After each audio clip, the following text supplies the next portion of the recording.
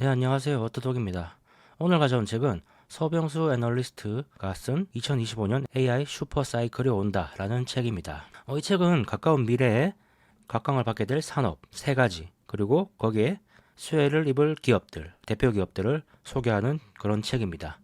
그 3가지가 바로 클라우드와 AI, 첫 번째 클라우드와 AI, 두 번째가 전기에너지로의 전환, 세 번째가 ESG입니다. 각각 산업들이 어떤 배경에서 성장을 할 수밖에 없는지, 성장을 하고 있는지를 보고요. 그리고 거기에 그런 성장으로 인해서 수혜를 받을 기업들, 산업들, 대표 기업들을 보겠습니다.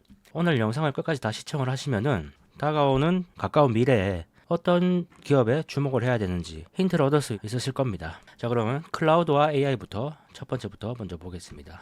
먼저 클라우드라는 거는 개별 기업이 가지고 있던 사이버 전산 관리를 아웃소싱하는 겁니다. 원래 내 컴퓨터에서 하던 것을 자기 전산 내에서 하던 고객 관리라든지 그런 거를 아마존이라든지 마이크로소프트 이런 데이터 센터에다가 위임을 하는 거죠. 거기에 서버에 저장을 해놓는 겁니다. 데이터를. 그렇게 하게 되면은 원래는 전산망을 다 구축을 해야 됐기 때문에 고정비가 큰 부담이 있었는데 그걸 외주를 주면서 고정비였던 게 변동비로 바뀌면서 비용이 절감되는 효과가 있습니다. 또 거기서 이제 중요한 게 그 클라우드에 있는 자체 프로그램, 인공지능이라든지 이런 것을 사용할 수 있게 되면서 옛날에는 스타트업들이 슈퍼컴퓨터 이런 것들을 구별해서 해야만 했었는데 지금은 클라우드에 있는 그 프로그램을 사용을 해서 개발을 하면 되기 때문에 스타트업 같은 자본이 부족한 회사들도 혁신을 시도할 수 있게 됐죠. 거기에 이제 대표 기업이 바로 아마존과 마이크로소프트, 시장 점유율 순인데요. 일단 아마존은 이 클라우드 시장이라는 것을 제일 먼저 개화시킨 플레이어입니다. 2006년에 처음 시작을 했고요. 그때 당시에 실리콘밸리의 스타트업들이 주로 고객으로 사용을 하면서 큰 호응을 얻었죠. 그 대표 고객이 바로 넷플릭스와 에어비앤비입니다. 실리콘밸리 기업들이 한 70% 차지를 하고 있다고 합니다. 아마존이 계속 1위를 하고 있는 거는 이 선점 효과가 크겠죠. 아무래도. 그리고 마이크로소프트는 이제 후발주자로서 두 번째 플레이어로 자리를 잡았습니다. 사티아 나델라가 주도해서 클라우드 시장을 성장을 시켰는데요. 사티아 나델라죠, 이 사람. 아마존이 실리콘밸리 기업들에 집중한 반면에 마이크로소프트는 일반 기업들, 기술 기업들 말고 일반 기업들에 집중을 했습니다. 그래서 빠르게 1등인 아마존을 추격할 수 있었고요. 또 데이터 센터가 갑자기 목통이 되는 그런 위험을 방지하기 위해서 기업들이 멀티 클라우드, 동시에 2가지 클라우드에 동시에 데이터를 저장하는 그런 멀티 클라우드가 확산이 되면서 아마존과 차이를 빠르게 좁힐 수 있었습니다. 현재 성장률로 보면은 마이크로소프트가 아마존 AWS보다 더 빨리 성장하고 있습니다. 구글은 제일 마지막에 시장에 참여했는데요. 알파벳이라는 아주 큰 모기업을 가지고 있어서 그 덕을 많이 봤죠. 하지만 개발 능력이 아주 강력한 반면에 고객 소통 면에서는 다소 부족하다는 그런 의견이 많습니다. 아무래도 이 제조업이라든지 이런 회사가 아니기 때문에 고객 대응이라든지 이런 게 조금 미흡하다는 그런 얘기겠죠. 그럼 클라우드는 어떤 배경에서 어떤 트리거로 인해서 갑자기 빠르게 성장을 했을까요? 대표적인 게 이 4가지입니다. IT 산업이 하드웨어 중심에서 소프트웨어 중심으로 바뀌면서 클라우드가 성장을 하게 된 거죠. 그리고 두 번째는 LMM, 챗GPT라든지 이런 라지 랭귀지 모델, LLM이 갑자기 발전하면서 또 어쩔 수 없이 회사들이 클라우드를 쓸 수밖에 없게 되는 그런 상황이 생겼고요. 그리고 세 번째는 전쟁 안보입니다. 마지막이 제조업에서 AI 적용을 시작했다는 겁니다. 이렇게 4가지인데요. 첫 번째부터 하나씩 자세히 보겠습니다. 첫 번째, 하드웨어에서 소프트웨어 중심으로 전환. IT 산업의 중심이 예전에 IBM이라든지 이런 회사들은 하드웨어 중점이었죠. 근데 그게 이제 소프트웨어로 넘어가고 있습니다. 넷플릭스라든지 에어비앤비가 대표적인 사례죠. 클라우드를 적극 적용한 넷플릭스라든지 에어비앤비는 성공을 했습니다. 그리고 후동 모델의 증가도 이 클라우드 보급에 클라우드 성장에 아주 큰 역할을 했습니다. 엔비디아만 봐도 엔비디아 칩의 성능도 아주 파괴적이지만 이런 압도적인 시장 점유율을 보이는 것은 플랫폼인 쿠다 덕분입니다. 이 쿠다를 한번 사용을 하면은 계속 사용할 수밖에 없다고 합니다. 타사 제품으로 고객이 쉽게 이동하지 못하게 하는 그런 작용을 한다는 거죠. 이 소프트웨어가. 제가 이전에 책에서 소개해드렸던 경제적 해자 그런 걸로 작용을 하는 거죠. 이 엔비디아의 쿠다가.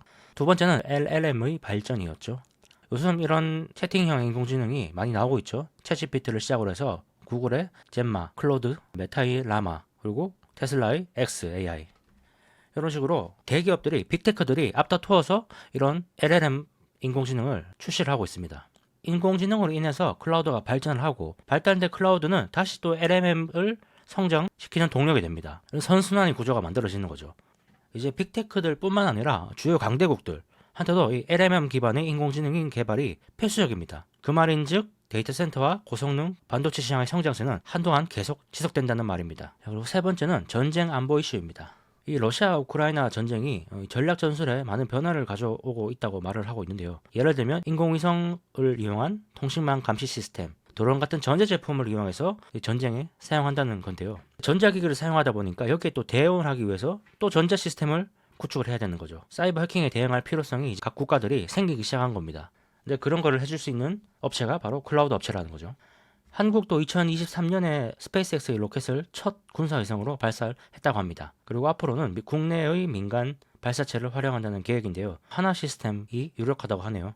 러시아하고 중국은 하이브리드 전략을 채택하고 있는데요. 쉽게 얘기하면 재래식 전략, 군인이 직접 간다든지 이런 것들을 하면서 또 반대쪽에서는 사이버 공격, 허위 정보 유포, 경제적 압박 이런 비군사적 방법을 군사적 행동과 결합해서 적국을 공격하는 걸 하이브리드 전략이라고 하는데요. 중국과 러시아가 이런 하이브리드 전략을 채택을 하면서 거기에 대응하는 국가들도 군이 이제 IT 기업과 제휴할 필요성이 더 커진 거죠.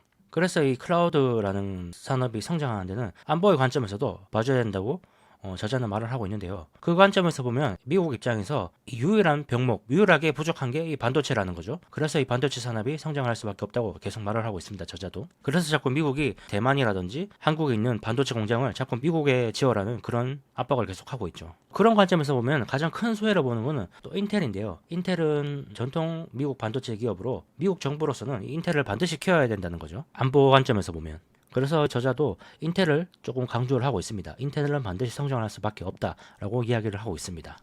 네 번째는 제조업에서 AI 적용이 증가했다는 겁니다. 제조업 공장들이 예측, 유지, 보수 이런 것들을 AI 적용을 하면서 생산성이 향상되기 시작한 거죠. 대표적인 게 테슬라의 자동차 공장이죠. 3D 프린팅이라든지 증강현실, IoT 이런 것을 적극 적용해서 스마트 공장을 만들어서 생산성을 향상시킨 거죠. 그런 테슬라의 모습을 보면서 다른 자동차 회사들도 테슬라식의 공장을 따라가기 시작한 겁니다. 벤츠, BMW, 아우디는 이미 테슬라 방식의 공장을 지었고 현대차도 테슬라 방식을 적용해서 싱가포르 글로벌 혁신센터를 공개했습니다. 자동차뿐만 아니라 우주항공은 AI가 더 많이 적용되고 있습니다. 특히 스페이스X는 3D 프린팅을 적극 사용을 하는데요. 아무래도 이 대량 생산이 아니라 다품종 소량 생산이 많기 때문에 이 3D 프린팅을 적극적으로 사용을 한다고 합니다. 반도체 같은 경우는 영업 기밀이 많아서 클라우드 활용이 쉽지는 않지만 그래도 요즘에는 인공지능 클라우드를 많이 도입하고 있다고 합니다. 결론적으로 이 반도체 기업이 혼자서 다 할 수가 없는 상황이 생긴다는 거죠. 기대 성능이 계속 올라가면서 애플조차도 팹리스 모델을 선호하고 있죠. 디자인만 자기들이 하고 생산은 TSMC에 맡기는 식으로 팹리스를 운영을 하고 있습니다.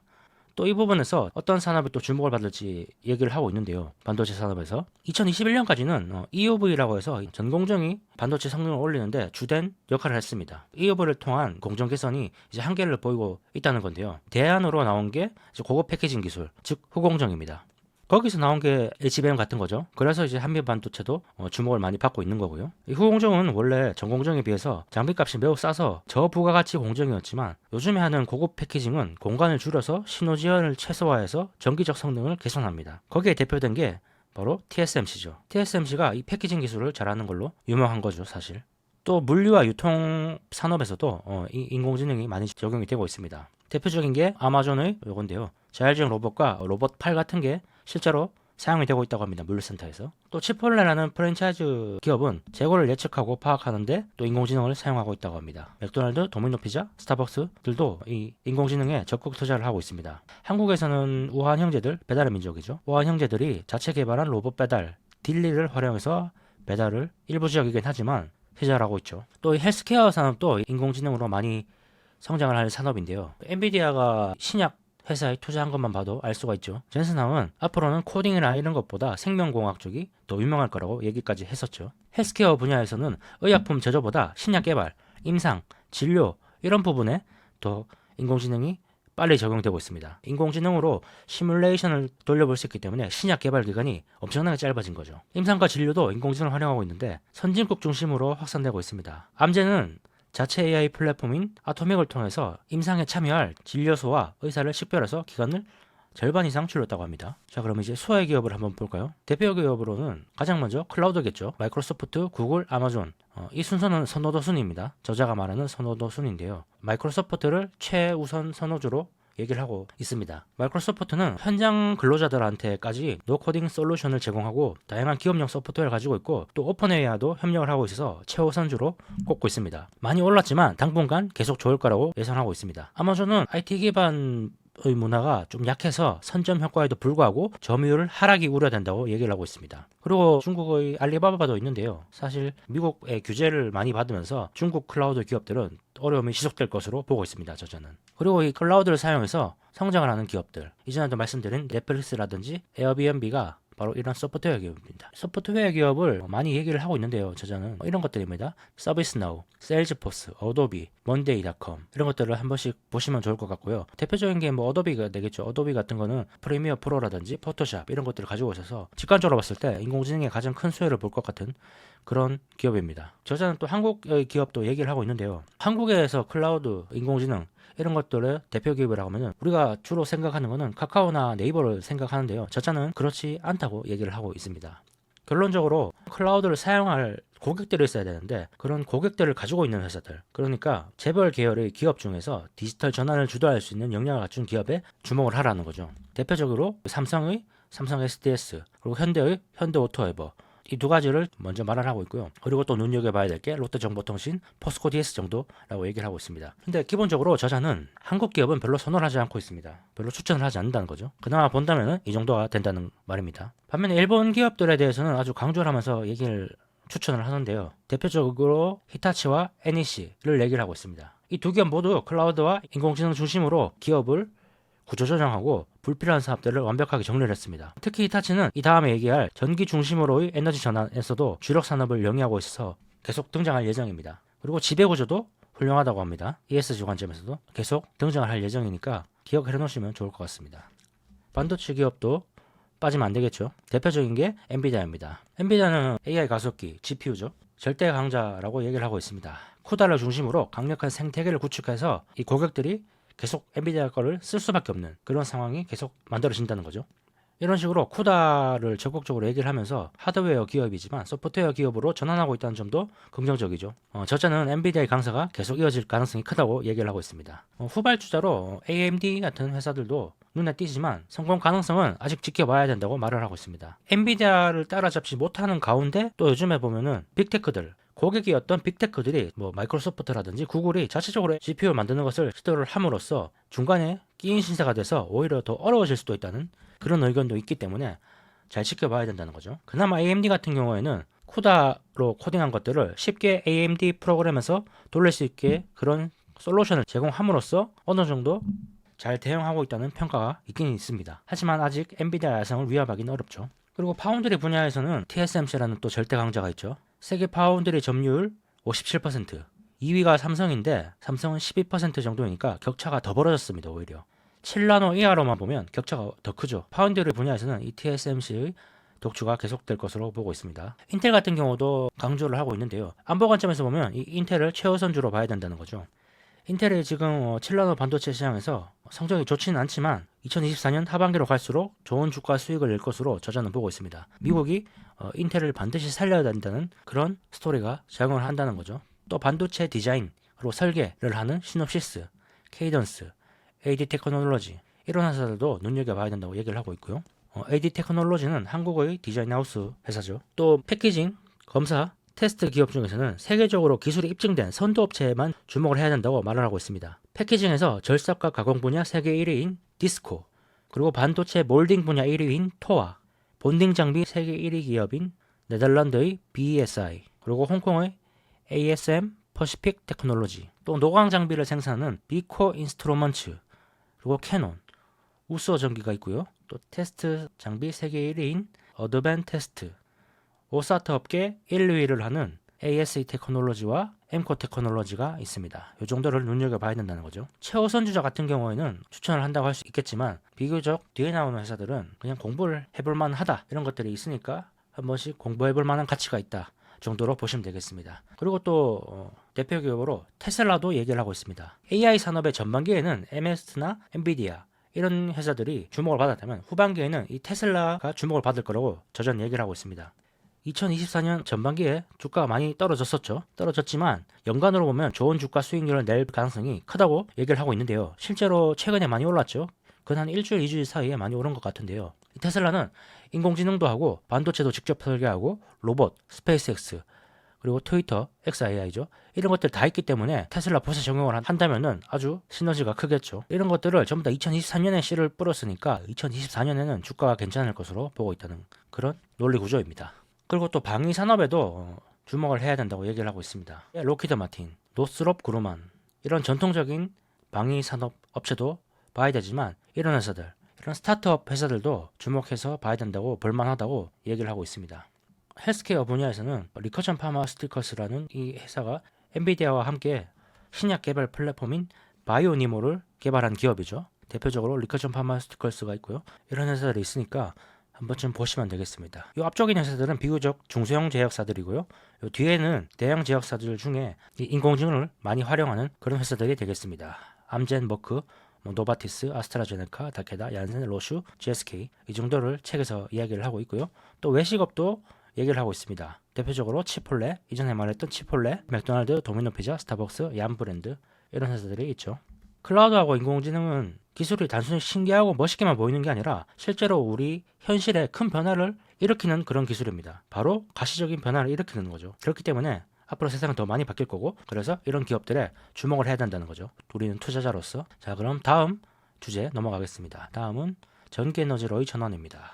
두 번째, 전기에너지로의 전환입니다. 인류가 문명을 만든 이래로 가장 큰 사건이라고 하면은 바로 이 1차 산업혁명일 겁니다. 그리고 20세기의 초의 2차 산업혁명이 있었고요. 3차 산업혁명이 이런 식으로 있었는데요. 제일 큰 게 아무래도 1차 산업이라는 거죠. 그리고 이 4차 산업혁명이 앞으로 올 텐데 4차 산업혁명은 1차 산업 못지않게 2차 산업, 3차 산업보다 더 큰 혁명이 될 거라고 저자는 얘기를 하고 있습니다. 바로 그 이유가 에너지가 바뀌기 때문인데요. 화석연료 에너지를 사용하기 시작하면서 1차 산업혁명이 이루어진 거죠. 그리고 2차 산업혁명, 3차 산업혁명은 사실 에너지가 바뀌는 건 아니고 자동화라든지 이런 게 되면서 생산성이 늘어나면서 산업혁명이 일어난 건데요. 4차 산업혁명이 2차와 3차와 달리 1차 산업혁명처럼 큰 변화인 이유는 주력 에너지가 전기로 바뀌기 때문입니다. 한마디로.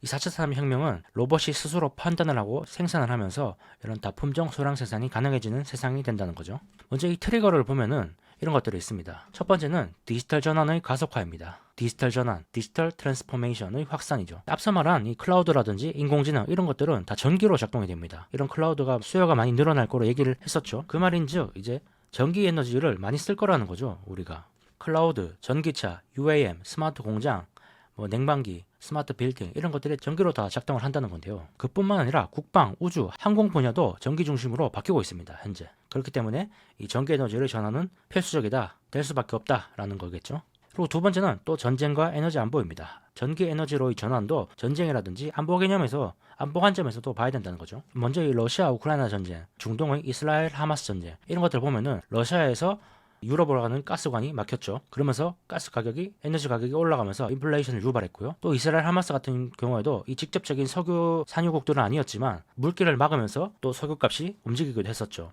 이런 개념에서 보면은 에너지를 자체 생산하는 게 중요하다는 거죠. 여기서 그런 교훈을 얻었다는 겁니다. 유럽국들도 그리고 나머지 국가들도. 석유는 직접 생산하지 못하지만 전기 에너지는 직접 생산을 할 수가 있죠. 유럽 국가들도. 태양광, 풍력이라든지 원자력 이런 것들을 설치를 하면서 직접 조달을 할 수 있기 때문에 그런 관점에서 이런 전기 에너지의 전환이 더 빨라질 거다라는 게 되겠습니다. 그리고 이 전기 에너지가 미국의 안보 관점에서 보면 유리하다는 건데요. 바로 이런 이야기입니다. 미국이라든지 서유럽, 일본 등 이런 선진국들 입장에서 보면은 러시아와 중국, 중동 문제에 덜 개입하는 편이 유리하겠죠. 아무래도 덜 개입하는 편이 유리한데 전기 에너지 중심으로의 전환이 이 수요에 부합하다는 그런 말인데요. 화석연료, 가스라든지 석유 이런 것들을 계속 쓰다 보면은 어쩔 수 없이 중국, 러시아, 중동에 발목을 잡힐 수밖에 없다는 거죠. 거기에 신경을 쓸 수밖에 없다는 거죠. 에너지 가격이 뛰기 때문에. 그래서 미국은 이 원자력에 주목을 하고 있습니다. 풍력이라든지 태양광도 얘기를 하고 있지만 투자를 하고 있지만 이 원자력에 주목을 하고 있습니다. 원자력도 이 안보 관점에서 보면 이해가 되는데요. 특히 미국은 러시아 원자력 발전의 영향력이 큰 동유럽에서 러시아를 배제하고 미국 원전 사용을 독려하고 있습니다. 러시아에 휘둘리지 않게 하기 위해서죠. 특히 체코에서는 이 기존에 사용 중인 러시아 원전의 핵연료도 미국과 프랑스산으로 교체를 했습니다. 또 원자력 발전을 하지 않던 폴란드에서는 미국 기업이죠. 웨스팅하우스 주도로 신규 원자력 발전을 지원하고 루마니아의 미국의 SMR 소형 원전이죠. 미국 SMR을 미국 외에는 최초로 배치한다는 계약도 했습니다. 이런 미국의 활동들, 이런 것들이 안보 관점에서 보면 이해가 된다는 거죠. 러시아 우크라이나 전쟁 이후 러시아 천연가스를 유럽에서 몰아내고 유럽에서 러시아 의존도를 줄이고 미국산 가스, 미국산 LNG로 대체한 것과 아주 유사한 겁니다. 유럽에서 러시아 가스를 미국 가스로 대체한 것처럼 동유럽에서 이 러시아 영향력 안에 있는 핵연료 발전소 이런 것들을 미국산 핵연료로 이제 계속 바꾸는 작업을 하고 있다는 거죠. 그렇기 때문에 이 안보 관점이기 때문에 트럼프가 되든 바이든이 되든 전기 중심 에너지 전환은 대통령과 관계없이 유지될 가능성이 높다고 저자는 얘기를 하고 있습니다. 이런 정책들의 수혜를 보는 게 미국 남부를 포함한 그런 지역들인데 그 지역들은 공화당이 강세인 지역이기 때문에 트럼프가 된다고 해서 바꾸지 않을 거라는 그런 얘기입니다. 유럽도 이런 정권에 상관없이 계속 이런 전기 중심 에너지를 수용할 거라고 예상을 하고 있는데요. 독일이 원자력 발전을 수용한 것, 유럽 집행위원장이 체코의 원자력 발전소를 지지한 것, 이런 것들만 봐도 전기 중심으로 전환이 지속될 것으로 볼 수 있습니다. 또 중국산 배터리에 대해서 반보조금 조사를 시작하게 됐죠. 유럽이 러시아산 가스 의존했다가 이번에 크게 당했죠. 그런 것처럼 중국 배터리에 의존해서 또 크게 당하지 않기 위해서 미리 이런 작업들을 하는 거라고 볼 수 있습니다. 안보 관점이죠. 뿐만 아니라 유럽이랑 미국뿐만 아니라 중국도 에너지 안보에 집중을 하고 있습니다. 근데 중국은 좀 다른 게 신재생 에너지와 석탄의 비중을 동시에 늘리고 있습니다. 유럽이라든지 미국이 지구온난화와 안보 개념을 동시에 가져가기 위해서 원자력, 신재생 에너지에 집중한 반면에 중국은 온난화 관점이 아닌 단지 에너지 안보 관점에서만 집중을 했기 때문에 석탄 비중도 동시에 늘리는 거죠. 에너지를 자국에서 생산할 수만 있으면은 그게 화석연료든지 신재생 에너지든지 상관없이 다 투자를 하는 거죠. 이런 안보 개념이 들어가기 때문에 전기 에너지로 전환은 계속될 전망입니다. 제일 큰 게 이거겠죠. 아무래도 기후위기의 확산. 이 기후 문제 같은 경우에는 당장 체감이 쉽지 않아서 예전에는 조금 수긍하기가 어려웠습니다. 기후위기가 실제가 아니라는 그런 사람들도 많이 있었고요. 근데 요즘에 들어서 보면은 홍수라든지 화재 이런 아주 대규모 피해가 발생하면서 공감대가 확산이 된 거죠. 유럽이라든지 미국에서. 실제로 사례를 보면은 2024년 미국 주택 보험이 엄청난 타격을 입었는데요. 이런 산불이라든지 이런 것 때문이겠죠. 이상공원으로 대규모 산불이 발생해서 대형 보험사들이 피해가 커진 거죠. 그래서 이 보험사들은 사업을 축소하거나 신규 보험 판매를 중단했습니다. 한 매체에 따르면 2023년 기후변화로 발생한 화재에 따른 손실은 약 140억 달러인데 2025년에는 240억 달러로 증가할 전망이라고 합니다. 근데 이 보험사들만 타격을 입는 게 아니라 대출을 포함한 금융시장도 함께 타격을 받는데요. 주택보험료가 오르기 때문입니다. 플로리다는 약 57%의 보험료가 상승했다고 하는데요. 이런 보험료가 올라가면은 서민들 같은 경우는 주택보험을 들지 못하게 되고 주택보험을 들지 못하면은 주택담보대출도 받을 수 없습니다. 그래서 이런 금융기관들도 타격을 입을 거라는 그런 얘기죠. 미국뿐만 아니라 유럽도 마찬가지입니다. 2023년 스페인은 가뭄으로 인해서 올리브 가격이 급등했죠. 또 독일은 라인강 수위가 낮아져서 해상 운송이 타격을 받고 있다고 합니다. 프랑스는 원자력 발전에 필요한 물이 부족해서 원자력을 축소할 수밖에 없었죠. 스페인, 그리스에도 산불이 많이 발생하고 있죠. 실제로. 이런 기후 위기에 대한 공감대가 전 세계적으로 광범위하게 확산되고 있는 거죠. 당장 체감할 수 있는 조치가 바로 유럽의 탄소 국경세입니다. 2026년부터 본격 발효가 되는데요. 철강, 시멘트, 알루미늄, 비료, 수소, 전기 등 6개의 품목에 이런 탄소 국경세, 탄소를 발생하면 세금을 더 붙인다는 거죠. 그런 것들을 이제 적용할 예정이라고 합니다. 이렇게 되면은 전기에너지로 전환을 할 수밖에 없겠죠. 기업들도. 자, 그럼 이제 수혜 산업들을 한번 보겠습니다. 수혜 산업 같은 경우에는 대표적인 게 바로 냉난방기와 히트펌프, 전기차, 전기철도 그리고 뭐 이런 것들이 있습니다. 하나씩 차례대로 보죠. 첫 번째 산업은 냉난방기, 공조기, 그리고 전기차, 전기철도 산업입니다. 이 히트펌프라는 거는 냉방과 난방이 동시에 가능한 기기인데요. 온실가스 배출량이 가스 보일러에 비해서 20에서 80%까지 적다고 합니다. 그래서 이 유럽이라든지 미국에서 히트펌프의 매출이 기하급수적으로 늘고 있다고 합니다. 히트펌프 제조업체도 살펴봐야겠죠.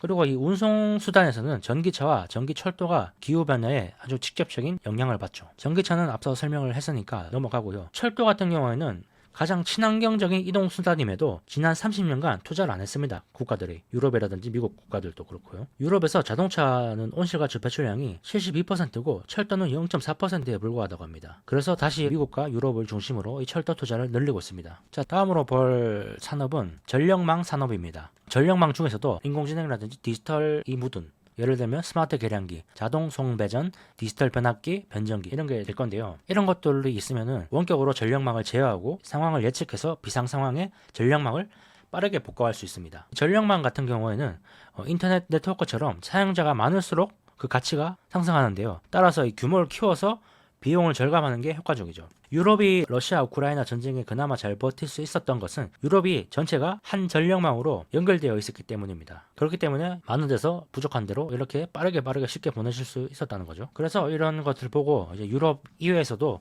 이런 전력망을 공유하려는 시도가 나타나고 있습니다. 중남미, 그리고 서아프리카, 말레이시아, 인도네시아, 라오스 이런 지역에서도 전력망을 연결하려는 시도가 나타나고 있고요. 특히 인도는 해저 케이블까지 사용해서 사우디와 이 전력망을 공유하려고 하고 있습니다. 이 전력망 투자에서 특히 고압 직류 송전을 주목할 필요가 있다고 저자는 얘기를 하고 있는데요. 그게 바로 HVDC입니다. 바로 이겁니다.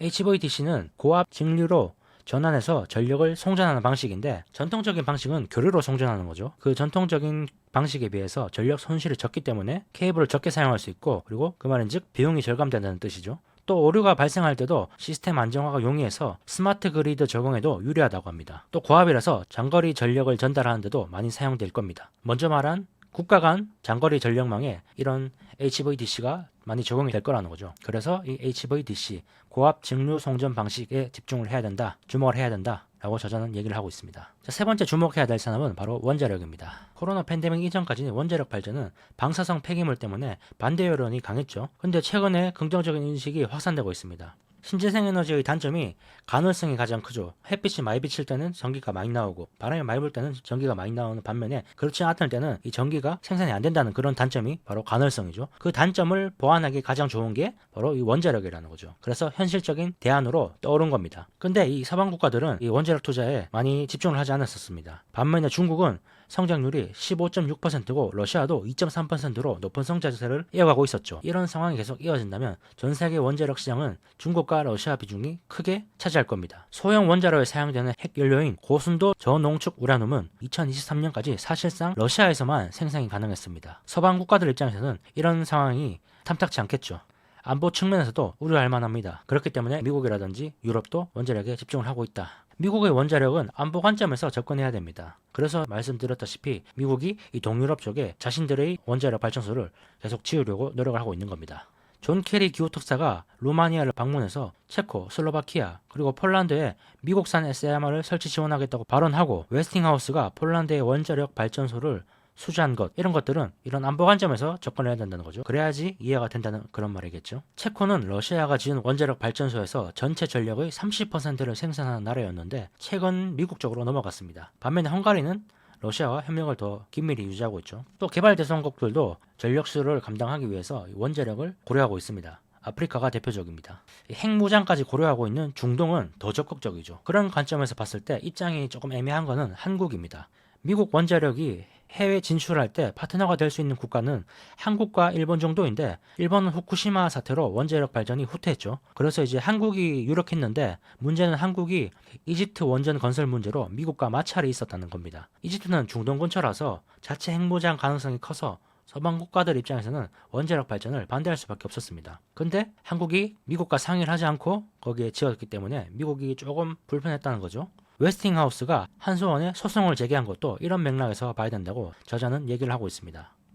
이런 국가들뿐만 아니라 민간 차원에서도 원자력 발전을 많이 시도를 하고 있죠. 대표적인 게 마이크로소프트입니다. 마이크로소프트의 창업자이죠. 빌 게이츠는 테라파워라는 SMR 회사에 투자를 하기도 했고요. 특히 마이크로소프트는 클라우드 데이터 센터를 운영을 하고 있기 때문에 엄청난 전기가 필요한데 그런 전기들을 원자로로 확보를 하겠다는 그런 목표겠죠.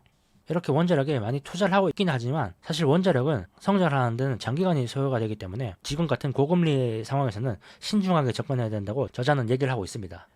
대표적인 미국의 SMR 기업이죠. 뉴스케일 같은 경우에는 미국 정부의 지원을 받긴 했지만 2023년에는 경제성이 부족하다는 이유로 운영 중인 SMR을 폐쇄하게 됐습니다. 빌 게이츠의 테라파워도 러시아로부터 핵연료를 공급받지 못하는 실정이죠. 이런 것만 보면 원자력 투자에는 조금 신중하게 접근할 필요가 있다라는 뜻이 되겠습니다. 그리고 네 번째가 바로 이겁니다. 배터리 에너지 저장 시스템, BESS라고 하는 건데요. 전지 전력 저장 시스템. 이런 배터리들을 한 패키지로 묶어서 저장소로 쓴다는 그런 개념인데요. 배터리와는 조금 또 다른 개념입니다. 이것도 역시 신재생 에너지의 간헐성을 보완하기 위해서 나온 거라고 볼 수 있는데요. 전력망 중간중간에 BESS를 설치해서 저장을 해놨다가 필요할 때 부족한 곳에 보내는 그런 개념이 되겠습니다. 앞서 말했다시피 배터리와는 조금 다른 분야이기 때문에 선도업체들도 배터리 만드는 회사하고는 다릅니다. BESS 점유율 상위 업체는 선그로우라는 회사이고 그 뒤로는 플루언스라는 회사, 또 테슬라도 BESS 사업을 하고 있습니다. 그 뒤로 화웨이, BYD가 각각 사업을 하고 있죠. 이 플루언스라는 회사는 미국 회사이지만 중국산 배터리에 자사의 OS 그런 프로그램 소프트웨어를 붙여서 판매를 하고 있습니다. 썬그로우는 아시아 태평양 지역에서 선두업체인 반면에 플루언스는 미국과 유럽에서 선두입니다. 또 테슬라는 북미에서 1위인데 BESS의 배터리로 전기차의 폐배터리를 사용한다는 그런 논의가 진행되고 있어서 테슬라의 BESS는 더 성장할 가능성이 있다고 저자는 얘기를 하고 있습니다. 다음은 가상발전소입니다. 가상발전소는 실제 발전 시설을 보유하지 않고도 네트워크를 통해서 전력 생산과 소비를 연결시켜주는 그런 사업인데요. 쉽게 얘기를 하면은 전력회사와 도매시장을 연결하는 전력 중개사업자 정도로 보면 되겠습니다. 이 전기를 사서 가지고 있다가 필요한 곳에 보내주는 거죠. 근데 그 전기를 사오는 대상이 이런 테슬라의 자동차, 이 태양광 패널, 작은 발전을 할 수 있는 그런 주체들한테 전기를 가져와서 그런 것들을 필요한 사람들한테 다시 파는 거죠. 그렇기 때문에 직접 발전소를 가질 필요가 없기 때문에 이 가상발전소라는 이름이 붙은 겁니다. 독일의 넥스트 크라프트 베르케, 영국의 플렉시트리시티, 이탈리아의 에넬, 미국의 시파워, 그리고 오토그리드, 볼스터 이런 회사들이 있고요. 또 GE라든지 포드 같은 전기차 회사들도 관심이 많습니다. 전기차들을 그런 발전 주체로 사용할 수 있기 때문인데요. 테슬라가 제일 대표적입니다. 테슬라는 호주에서 이 가상발전소 사업을 하고 있는데요. 테슬라의 호주 가상발전소는 일반 주택들, 개인들까지 포함했다는 점에서 좀 특이합니다. 또 앞서 말한 히타치도 이 가상발전소 사업을 하고 있는데요. 플랫폼을 개발해서 히타치 배터리 저장 장치와 함께 팔고 있습니다. 독일, 중국, 싱가포르 등에서 사용되고 있습니다. 다음은 청정수소입니다. 이런 원자력이라든지 BES 이런 것들은 현재 진행형입니다. 반면에 이 청정수소는 그 다음이라고 보면 되는데요. 더 오래 걸릴 거라는 거죠. 원자력이라든지 배터리 발전소보다 더 신중하게 접근해야 되는 뜻이 되겠습니다. 청정수소는 보관하고 이동하는 데 효과적이고 연료전지를 활용해서 신재생의 가능성을 보완할 수 있다는 특징이 있습니다. 그렇지만 청정수소가 상업 단계에서 생산된 성공 사례는 거의 없습니다. 더 시간이 필요하다는 말이 되겠죠. 블루수소조차 상업적 규모로 생산되는 곳이 드물죠. 수력과 풍력이 풍부한 북유럽이 조선이나 철강 등에서 청정수소를 사용하려는 시도가 있습니다. 사우디도 역시 미래 먹거리로 청정수소에 투자를 하고 있는데요. 이유는 태양광이나 풍력으로 생산된 청정 전기를 수소 형태로 바꿔서 유럽에 수출하기 위해서입니다. 이 사우디라든지 이 중동 국가들이 수소에 투자하는 이유로 제가 이전에 소개한 김학주 교수님의 주식 투자는 설렘이다 라는 영상에서 그 부분에 있어서 좀 설명을 드렸었죠. 그 내용이 궁금하시다면 한번 좀 보시길 추천드립니다. 왜 미국과 중국이 이 수소를 놓칠 수 없는지, 투자할 수밖에 없는지 아주 잘 나와 있습니다. 그래서 미국도 역시 여러가지 법으로 원자력처럼 여러가지 법으로 청정수소도 역시 지원을 하고 있습니다. 위쪽 영상을 한번 보시면 도움이 되실 겁니다. 그럼 이제 대표 기업들도 한 번씩 봐야겠죠. 가장 먼저 봐야 될 거는 이 중전기 산업입니다. 대표적으로 일본의 히타치, 미쓰비시 전기, 그리고 후지 전기 이렇게 선호도 순으로 이렇게 되는데요. 이 중전기 산업에는 발전기, 변압기, 전동기기, 냉난방기, 공조 시스템, 발전 보일러, 터빈 이런 것들이 있는데요. 대표 기업이 바로 히타치와 미쓰비시 전기입니다. 가장 추천하는 게 역시 히타치입니다. 히타치는 디지털 전환과 철도, 전력망을 포괄한 청정 에너지 산업을 집중했습니다. 그 결과 철도 솔루션, 전력망, 원자력 발전 등 전력화와 관련된 핵심 사업에서 경쟁력을 갖추게 됐죠. 이런 전기 관련 사업을 종합적으로 다 하고 있기 때문에 선진국에서도 대규모 수주가 가능합니다. 미쓰비시 역시 이 사업 분야가 여러 가지인데요. 철도와 발전 인프라 사업, 그리고 공장 자동화, 전기차 관련 산업, 엘리베이터 같은 건물 시스템과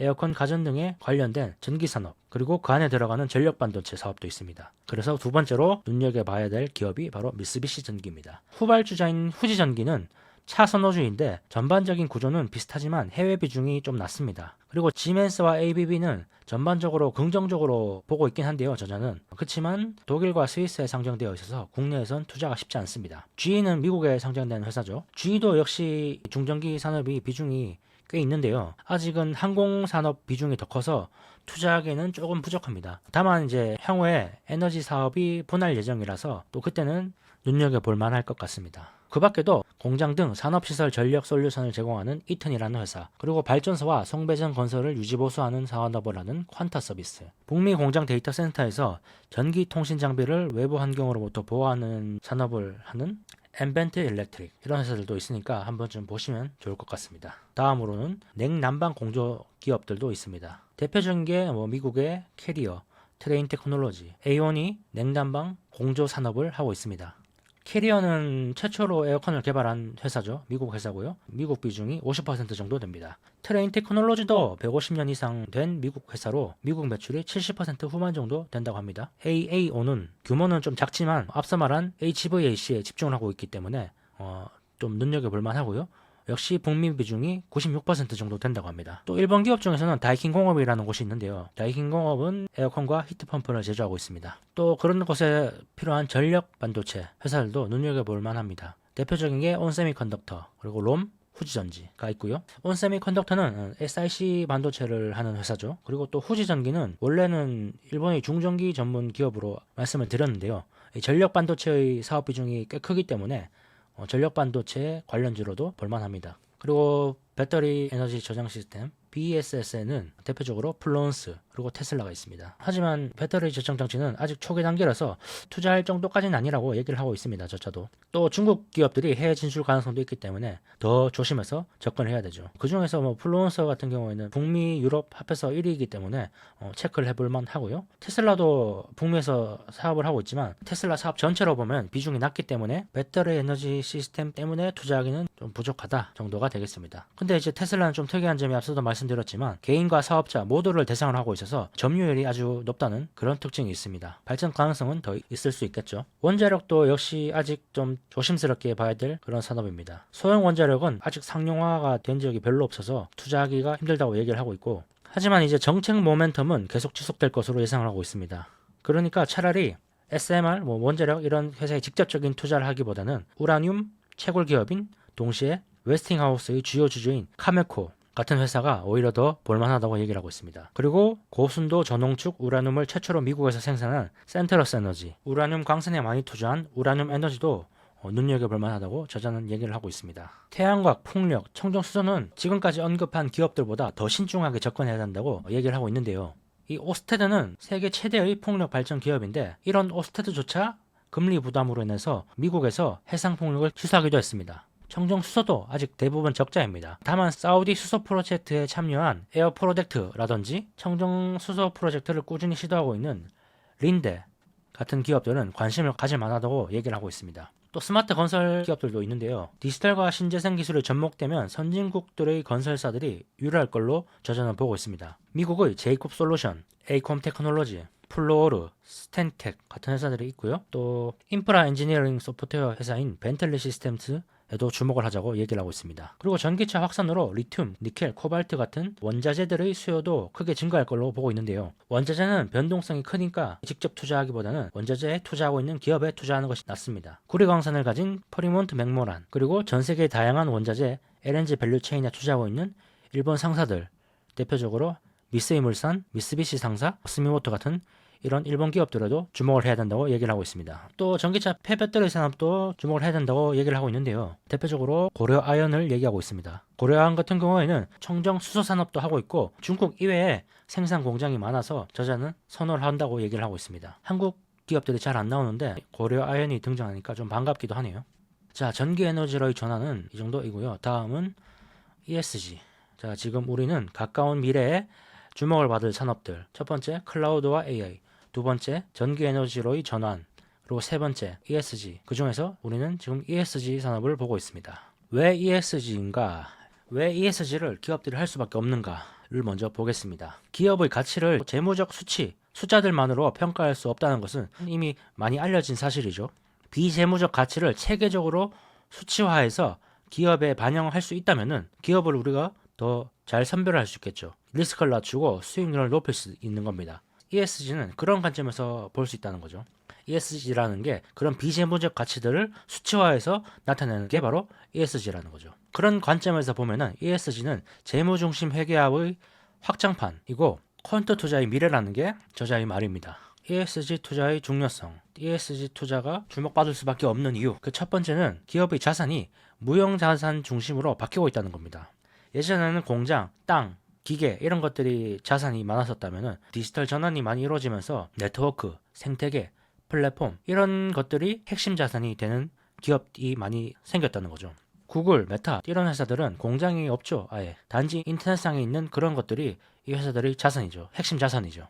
그런 관점에서 보면은 엔비디아도 역시 쿠다 생태계 같은 무형 자산이 큰 비중을 차지하고 있습니다. 애플, 에르메스, 파타고니아 이런 기업들도 평판이나 브랜드가 이 기업의 핵심 가치, 핵심 자산으로 자리를 잡고 있습니다. 이런 것들은 수치화하기가 어려웠었죠. 근데 이제 ESG가 대두되면서 이런 것들을 수치화하려는 작업들이 이루어지고 있다는 겁니다. 두 번째는 ETF 자금 규모가 증가하고 있다는 겁니다. 미국 기업들은 주주이익 극대화가 기업의 제1목표죠. 그런 것들을 주도하는 게 바로 행동주의 펀드인데요. 행동주의 펀드들이 기업들한테 주주이익 우선주의 정책을 펴도록 이렇게 한다는 거죠. 근데 요즘에는 ETF로 자금이 많이 이동을 하면서 행동주의 펀드가 힘이 약해지게 된 겁니다. 그런 과정에서 주주이익 극대화라는 이 핵심 가치가 좀 희석되지 않을까, 약해지지 않을까 라는 걱정에서 이제는 이 ETF 기업들, 이런 패시브 펀드들이 이 행동주의 펀드처럼 주주이익 우선 정책을 펼치도록 이렇게 압박을 한다는 거죠. 거기서 나온 게 바로 이 ESG 투자죠. 패시브 펀드들이 ESG 수치를, ESG 조건들을 만들어서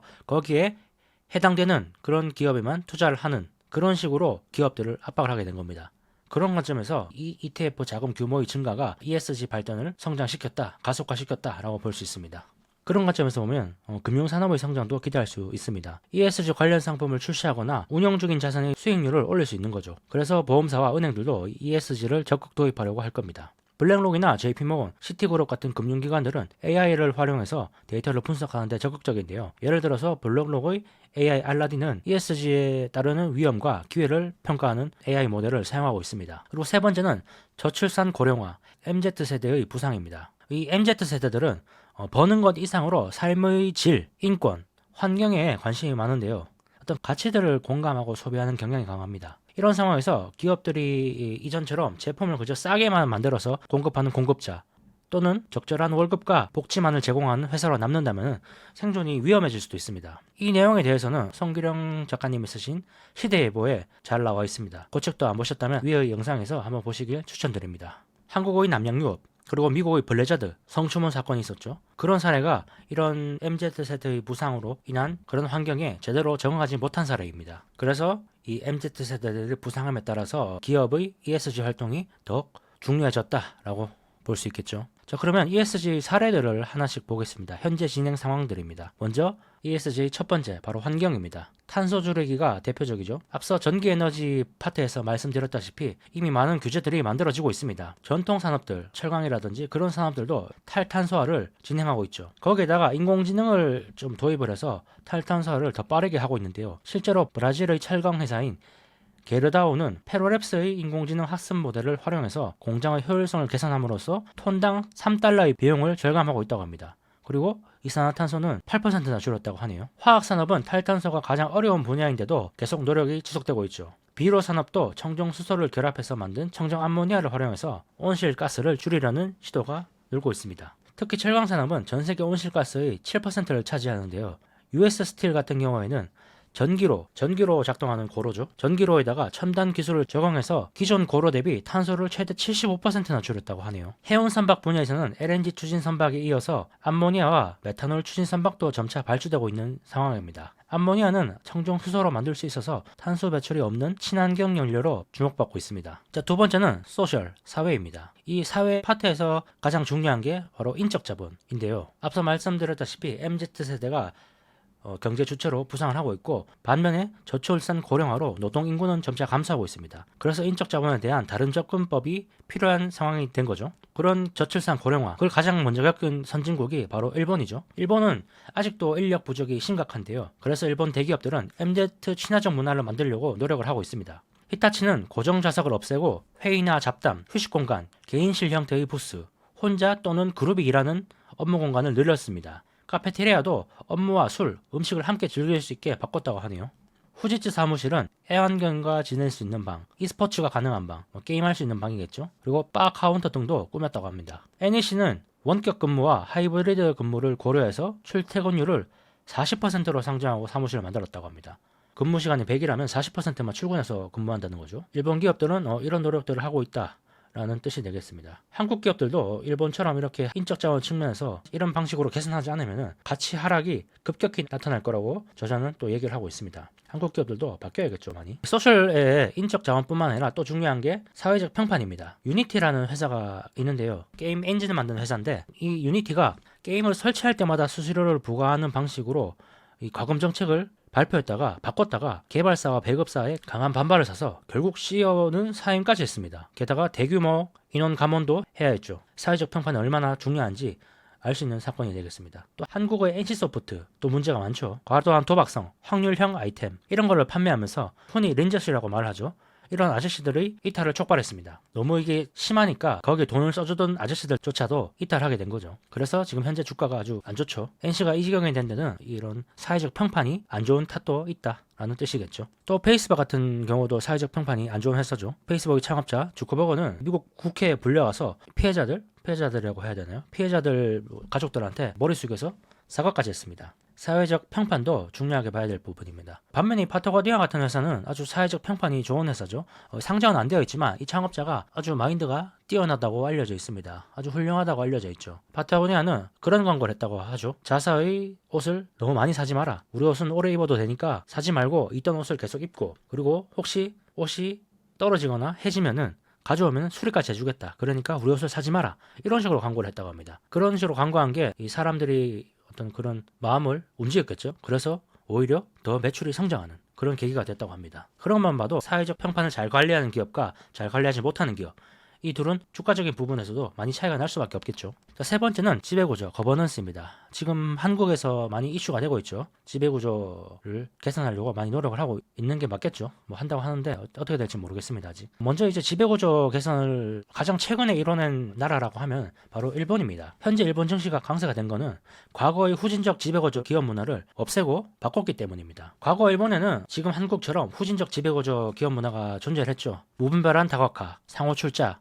뭐 이런 것들이 있었다는 건데요. 이 사회는 대표이사를 견제하는 기능을 전혀 수행하지 못했고, 핵심 지분을 소유한 법적 주체가 한국은 특정 사주 일가라면은 일본은 특정 은행이었다는 점만 다르지 오늘날의 한국과 거의 비슷합니다. 가장 노력을 많이 한 게 일본 정부가 노력을 많이 했습니다. 그 시작은 아베 정부였죠. 2012년에 시작된 2차 아베 정부는 일본의 ESG 문화가 퍼지도록 많은 노력을 했습니다. 사실 아베노믹스의 세기 화살, 흔히 많이 얘기를 하죠. 아베노믹스의 핵심 정책으로 세 개를 많이 얘기하고 있는데요. 첫 번째가 양적 완화, 돈을 많이 푸는 거죠. 금리를 낮추고 돈을 많이 푸는 거고요. 두 번째가 정부 재정 지출 확대, 국가가 주도해서 돈을 많이 쓰려고 했다는 거고요. 세 번째가 바로 민간 투자 활성화였는데요. 바로 이 부분에서 ESG를 많이 강조를 했습니다. 민간 부분은 투자를 많이 활성화하기 위해서는 ESG 같은 기준이 필요했다는 거죠. 그 핵심을 요약하자면은 지배구조 개혁, 여성 경제 활동 증가, 지속 가능한 개발 목표, 이렇게 세 가지였다고 합니다. 당시 일본은 실제로 여성들이 경제 활동을 많이 안 했다고 합니다. 그런 잉여 노동력들,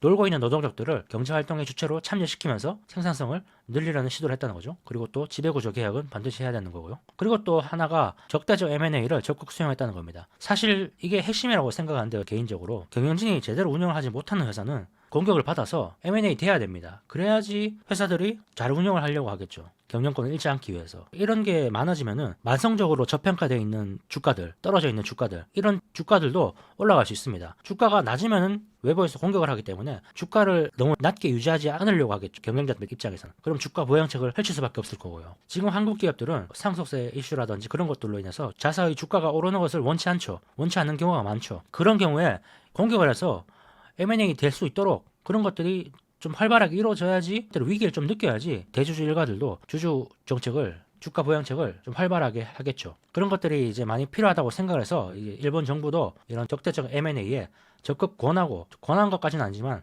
이를 방조 내지는 독려하기도 했다고 합니다. 2023년 9월에 타카사와 공작기계가 일본 전사의 공개 매수 제한을 공식 승인한 사건이 아주 놀라운 변화였죠. 이제 미국처럼 일본에서도 적대적 M&A가 꽤 자리를 잡았음을 알 수 있는 사건이었습니다. 또 일본 회사들이 주식 분할을 많이 한 것도 아베 정부의 노력 하에서 이루어진 일들인데요. 일본이 경제가 잘 안 돌아간 이유는 어쨌든 간에 개인들이 투자를 하지 않고 저축만 하고 있기 때문입니다. 잠들어 있는 돈들, 그런 돈들이 주식시장으로 가고 부동산 시장으로 가고 스타트업 시장으로 가야지 경제가 좀 활발해지고 투자가 늘어나고, 그래야지 일자리도 늘고 임금도 늘고 할 텐데, 그런 집에 처박혀 있는 돈들이 너무 많다는 겁니다. 심지어 마이너스 금리인데도 불구하고. 그렇기 때문에 그런 돈들이 주식 투자로도 많이 오게 해야 되는데, 그렇게 하기 위해서 했던 게 주식 분할을 늘렸다는 거죠. 주식 분할을 하도록 했다는 거죠. 일본에 상장된 기업은 거의 100주 단위로 거래가 되기 때문에 주당 1만 원만 되어도 최소 거래 단위가 우리나라 현재 한 줄로 해도 850만 원, 900만 원이 훌쩍 넘어가기 때문에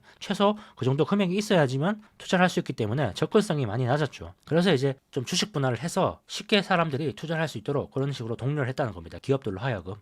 실제로 보면은 닌텐도라든지 히타치 이런 기업들이 주식 분할을 계속 하고 있습니다. 주가가 올라가면은 주식 분할, 올라가면 주식 분할, 뭐 10분의 1이든 5분의 1이든 계속 하고 있더라고요. 요즘에도. 자, 그럼 이런 일본 정부의 노력하에 대표적으로 바뀐 기업, 바로 그 기업이 히타치입니다. 히타치는 계속 책에 나오죠. 첫 번째 클라우드 AI 파트에서도 나왔었고요. 두 번째 전기 에너지 파트에서도 나왔었고, 세 번째 이 ESG 지배구조 파트에서도 히타치를 가장 많이 얘기를 하고 있습니다. 히타치는 2008년 금융위기 직후에 구조조정을 단행함으로써 일본 기업의 롤모델로 자리 잡았습니다. 구조조정을 잘한 기업으로 평가를 받는다는 거죠. 그걸 이끈 인물이 바로 가와무라 다카시라는 사람입니다. 다카시는 내부 반발에도 불구하고 구조조정을 단행했고 위기에 처한 히타치를 구해냈습니다. 히타치가 흑자전환한 후에 1년 만에 사장직에서 물러나긴 했지만 아직도 히타치는 그 유산에 따라서 움직이고 있습니다. 히타치 ESG 경영의 핵심은 사업을 핵심 산업 위주로 집중시켜서 이익 중심의 효율적 사업 구조로 개편을 했습니다. 히타치가 핵심 분야로 설정한 분야는 친환경 에너지, 디지털 전환이었습니다. 그래서 현재 히타치의 주가가 좋은 거죠. 잘 선택을 했다는 거죠. 반면에 하드디스크, 수력 발전, 화력 발전, LCD, 물류, 반도체 장비, 자동차 장비, 전력 반도체 이런 것들은 매각하거나 분할했습니다. 한국 기업들과는 대조되는 행보죠. 두 번째는 한국에는 아직 많죠. 이건 사실 주가에는 제일 안 좋은 거라고 개인적으로는 생각을 하는데요. 이런 중복 상장, 순환 출자 구조를 제거하려고 노력했습니다. 그래서 상장된 계열사가 엄청 많았는데 지금은 히타치 딱 하나만 남아있다고 합니다. 그러니까 주가 상승 그런 모멘텀을 온전히 받을 수 있겠죠. 세 번째는 외부 이사가 중심이 되는 이사회 구조를 확립했다는 겁니다. 이렇게 돼야지 경영진을 견제를 할 수 있겠죠. 이사회가.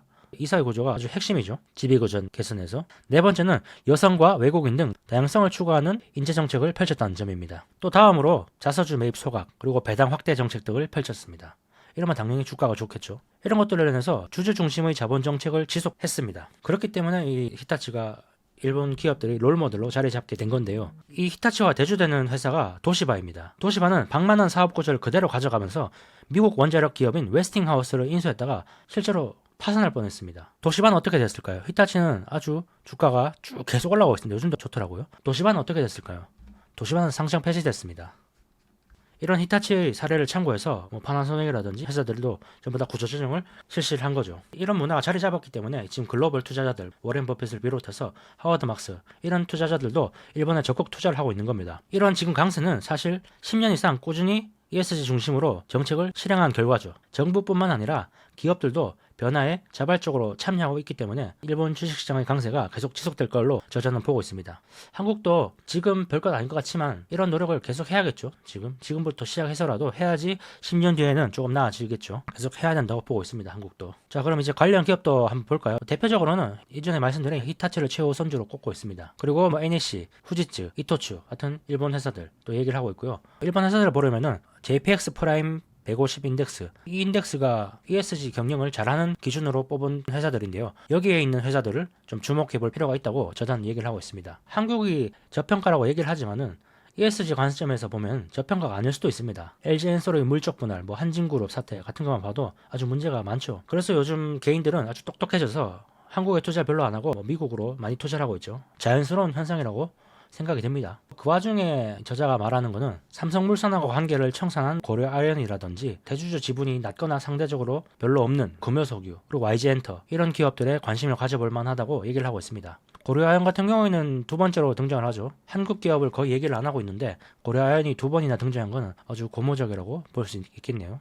어쨌든 한국에는 고려아연, 금호석유, YG 같은 기업을 언급을 하고 있습니다. 그리고 또 직접적으로 ESG 데이터를 만드는 회사들, 그런 회사들에도 눈여겨봐야 된다고 얘기를 하고 있습니다. 대표적으로 MSCI, S&P 글로벌, 무디스, 브로드리드 파이낸셜 솔루션 이런 회사들이 ESG 데이터 개량을 하는 회사들이죠. 그리고 또 자산운용 분야에서도 ESG를 적용하는 회사들, 그런 회사들도 봐야 된다고 말을 하고 있습니다. 로베코를 인수한 오닉스, 그리고 기후위험에 선제적으로 대응한 재보험사 스위스리, ESG 투자에 앞선 유형 멜론은행 이런 회사들도 책에선 언급을 하고 있습니다.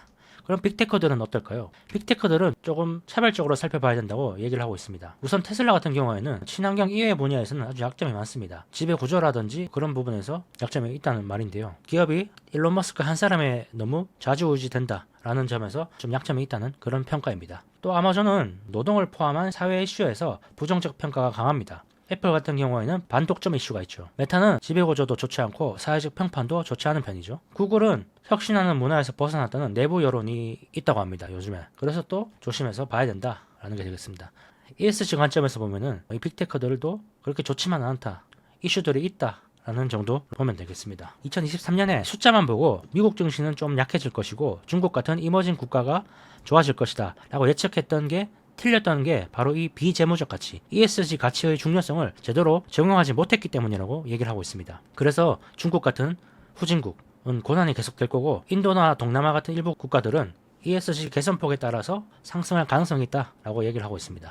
한국도 그런 관점에서 봐야겠죠. ESG가 얼마나 개선되는지. 이런 ESG 투자는 일시적인 게 아니라 길게는 수년간 이어질 흐름이기 때문에 우리 같은 투자자들은 장기적으로 미국 같은 이런 ESG가 잘 돼 있는 선진국의 투자 비중을 늘려야 된다고 저자는 얘기를 하고 있습니다.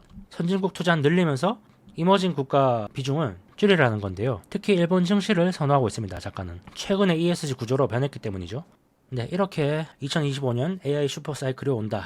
핵심 내용 다 살펴봤습니다. 첫 번째 산업, 클라우드 AI, 두 번째 전기 에너지, 세 번째 ESG였죠. 이렇게 세 개 다 살펴봤고요. 기술적인 내용이 좀 많아서 책에 특히 반도체라든지 전기, 송배전, 전기 에너지 이런 부분에서 기술적인 용어들 이런 것들이 많이 나와서 개인적으로는 읽기가 수월한 책은 아니었습니다. 뒤로 가면서 읽기는 좀 나아지긴 했지만 쉽게 읽히는 책은 아니었습니다. 또 이 산업 세 개를 딱 찍고 거기에 관련된 산업들을 전부 알려주는 그런 기분이라서 큰 그림을 보여주는 거지 딱 어떤 기업을 하나 찍어주는 느낌도 아니었습니다. 확실하게 강조하고 있는 기업으로는 뭐 엔비디아, 테슬라, 인텔, 히타치, NEC 정도 제가 개인적으로 느끼기에는 그 정도였고요. 특히 한국 기업은 거의 언급을 하지 않았죠. 개인적으로는 일본에도 조금 투자를 하고 있지만 히타치에 대해서는 이 책에서 처음 공부를 하게 됐습니다. 실제로 책에서 말하는 세계 산업 모두에 해당되는 것이 바로 일본의 히타치입니다. 클라우드, 전기에너지, ESG 이 모든 관점에서 일본의 히타치는 투자할 만하다. 투자하기에 적당하다.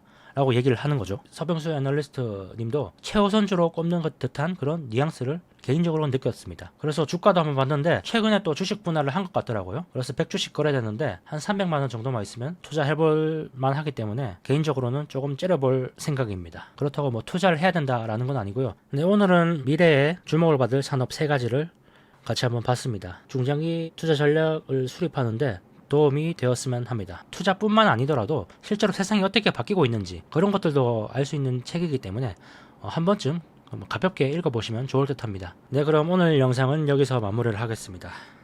영상이 도움이 되셨다면 구독과 좋아요, 궁금하신 점이 있으시다면 댓글 남겨주시고요. 저는 다음 영상에서 찾아오겠습니다. 감사합니다.